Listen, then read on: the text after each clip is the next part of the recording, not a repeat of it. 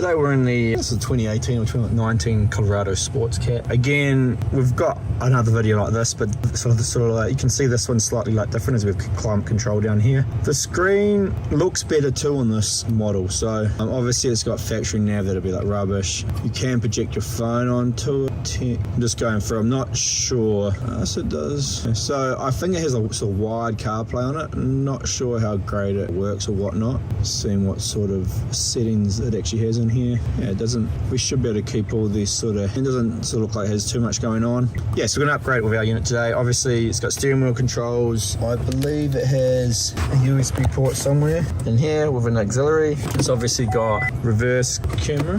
There you go, so it's got reverse camera with trajectory lines. We should be able to keep all that still working. Steering wheel controls, obviously we'll keep those working, and the auxiliary and like USB. First thing we need to do is pop these little silver trims off. You get trim removal tools in your kit. Seems to always work best when you go in from there. These have been popped off before, I'd say, because they come off pretty easy, but they will come off. If they're a bit harder, just like slowly like work them. They always eventually come off. It is plastic, don't go too hard on it. 1, 2, 3, 4 need to come off, which I think is 7 mil. So take out those 4, put them in the cup holder or somewhere where you know where they are, because you will be using them again. And now basically the whole thing's gonna come out. So you can start from the bottom normally, work your way up. They're just plastic clips holding these in, so again just go around and sort of work it a bit. It'll eventually come off. You can get your hand under here just to help give yourself a bit extra, and then it has to kind of come down and out from the top. So like that, I just use my hands, go wiggle, wiggle, wiggle. It will eventually all come out. Now in the back of here, there's a couple have to come unplugged. They just have little push buttons underneath them. I'll show you in a second. And they pop out, and one down the bottom. All right, so that's the whole bit out, and we have these 3 plugs in it. So they just have all of them have little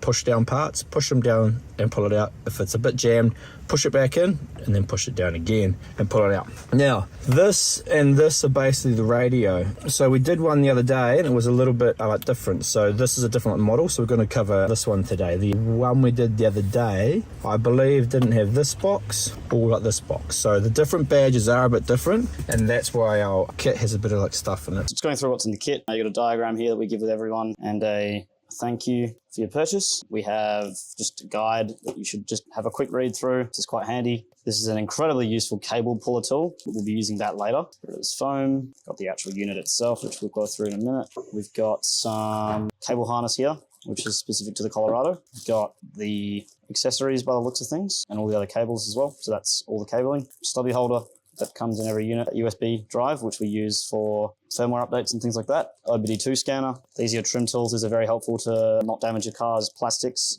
and that kind of thing whenever you are taking your dash apart. And then also you got these AC vents. All right, guys, so now that's the old head unit at the top here. So we pulled the old unit out, and you'll see that we got some extra plugs we've taken out here. So that green one used to go in there. This gray one used to also go next to it. This came out of the old radio that we pulled out earlier. And we've also got this grey plug down the bottom here. We've also taken out, that's the reversing camera. So with this main harness, there's quite a lot going on. Just don't get too overwhelmed by it, because it's nothing too bad. So green to green, it's easy. We got let's have a look here. So this cable here, the grey one goes into the black one. The gold goes to gold. Cool. So also coming out of the car. Now, this black connector here was initially on this part here. Now you can actually take this out. You can actually just fully slide it out, and it's its own little radio box. So we obviously took these out, we took the radio out, and we took this green plug here out.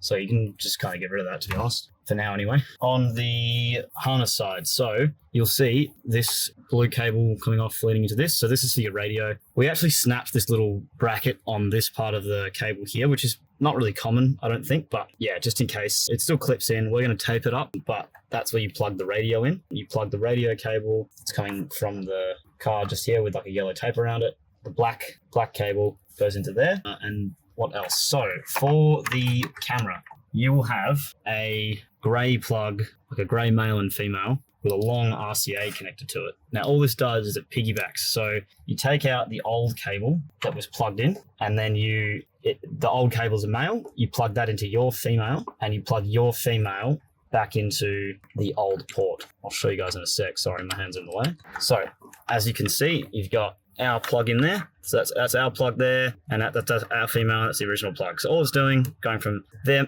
car's male to our female, and then replace the old cable with our new one. And coming off the old RCA, coming off that cable, sorry, is an RCA plug. You'll also have in your kit a little wiring harness like this, and it'll have back video in on the actual cable. That's where you plug this into, because this is a little control module for the reversing camera. What else? I don't think that's could be it. There's go. Hey guys, so this is the actual unit itself, one of our thin models. So on this side is where you plug in the main harness where it says power.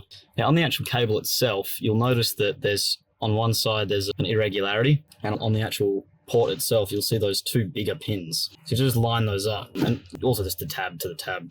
It's not too bad. So this is actually quite a rough one to get in. You got to push pretty quick, pretty hard, but you should hear a click. So if you push quite hard and it's in, to make sure the pins are making good contact with the unit. So that looks all good. So what we'll do now as well is we'll find that little connector that we plug the reversing camera cable into, this one here. So this is a 10-pin plug.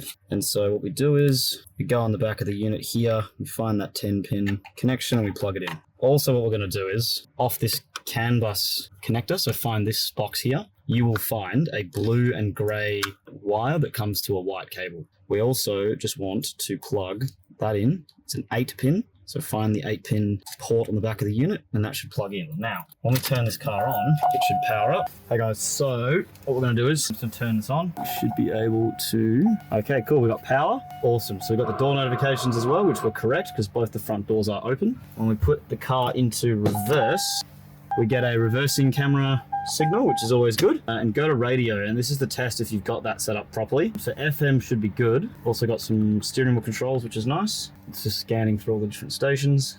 Hey guys, so you see the radio isn't working, and that's just because if you look on the main harness and you find all of these connectors, there's actually a big grey metal connector that's for your radio, and I just completely forgot to plug it in. So if you look on the back of the unit, if you plug it right into there, it should start to work now. So I'm going to turn it down max volume. But if I press next, it should find a station. There we go. Cool. And the real test is AM. So generally speaking, AM is the true test as to whether or not you have something set up correctly. Agree to it. They've added all sorts of. That sounds good. So as long as AM sounds like that, and AM sounds pretty average anyway, but if it sounds clear, then you've done it correctly. So that's We'll go from there. So just put your screens like face down, always be soft under there. You can see I got the foam into this one. This just has these little clips around the outside. I like pop them like one by one, put pressure on the front, and the whole thing will just like jump out like that. You might just like need to pop like one side and then get to the other one and then go back. You can use your trim tools to get into here if you need to. Enjoy.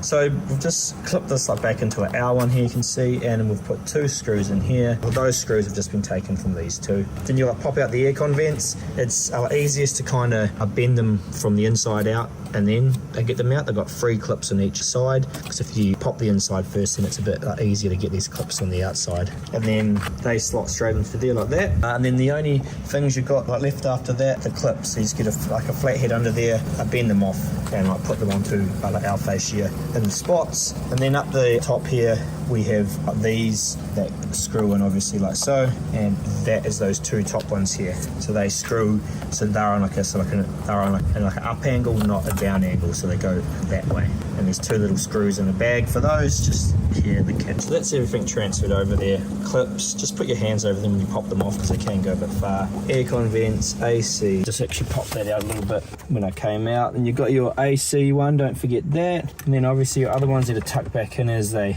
go in. Now I'm going to tuck the CAN bus back up into that old hole where the old one was. So that's when you kind of start to set it back in, and this is when you sort of got to get your hand in the back there. Make sure all your stuff's not going to be in the way and tucks down. So you're going to tuck down or tuck basically into that hole. Get it all sort of lined back up. Make sure there's no wires behind where that AC vents are going, because that will cause you a couple issues. Yeah, it needs to go. So just, actually had to move the deck up the back on this one a bit higher. So if you do notice like yours is a bit tight, you could have some of like old stock and you might have to do it like manually. Just like get in like touch with us and we'll show you how you do it. But you're basically lifting the deck of the back of here to the very highest position. So sort of once you think it's about lined up, you should be able to sort of come in here and push everything in a bit. You should find those clips start to hold it. Then basically we want to turn it on, check that something happens.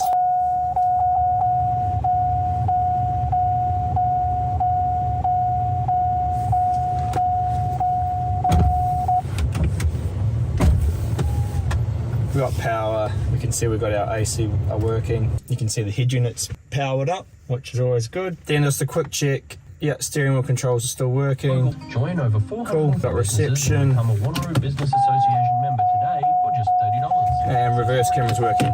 Events, Awesome. So promotion, and be part of a supportive turn that off. Visit uva.asn. That's basically everything now. We need to put our 4 10 mils back in and our silver trim, and then we'll go from there really. Sorry, I said 10 mil before. Obviously these are like these 7 mil ones. Go around, tighten them all up, grab your trim. Just make sure to have these centered before you go and clip the trims back on, because if you don't, they touch the edge like that. Make sure this goes in. If it doesn't go in, pull it off and try again, because it will go in. You just need to get it all lined up. I'll come over here and do this one first. Maybe start with the top. That little top one seems to be a bit tighter. Yeah, there we go. You'll feel them when you get them. That's better. So if you don't get it first time, don't stress, just take it back off. Come in for round 2. Seem to work better getting that sort of top one to kind of line up first, and then coming down. The top one seems super tight.